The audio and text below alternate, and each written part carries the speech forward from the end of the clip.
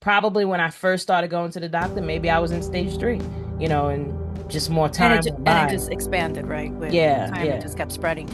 What does that do to? So you say that you really weren't spiritual prior to this diagnosis. Well, I A sort hundred of percent. was like I've always, even as a teenager, I was into like crystals. I was Yeah. going to the crystal shops. I was watching, like The Craft. I had my little friend. I was in my goth phase Oh, at I a love that point. movie, The Craft. Me Yeah, too. I was in my goth phase. So, I had some level of, something I remembered, Hmm. because I grew up around churches and church and nothing jived with me. Something just didn't make sense. And I was just so pissed. Like, I didn't even believe in God because of the way that they fed it to you.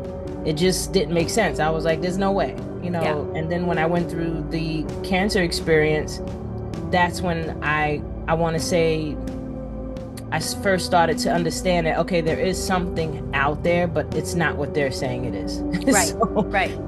and my spiritual doors got blown off the hinges because then my ability to, like, I'm a medium as well, so being able to sense spirit, communicate with spirit got way stronger. Like, because like I said, when I was a teenager, I wondered, I would stare at the sun sometimes or stare in the sky like, I would sense things.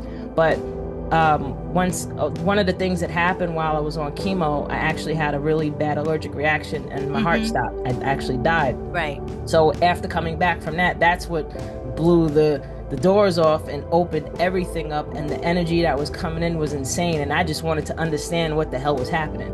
I was like, what is going on? So that took me on the path of reading more books and finding more teachers and just understanding what this was that I was experiencing. And then in hindsight, looking back at it all, I was like, oh, I just naturally did certain things that, that I teach now, even that I learned, more in depth and more detailed in what it is that I could explain it and break it down now. So, Yeah.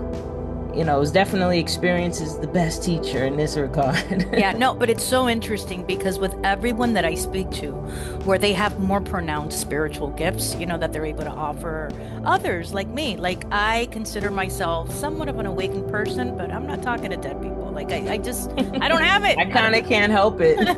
I don't have it, but everyone that has been on the podcast that speaks to me says that it was after a near-death experience that they encountered one, two, three, and every time they went through that veil Hmm. is right, like the messages like kept getting Yeah, yeah, stronger and stronger. it did. It did. Like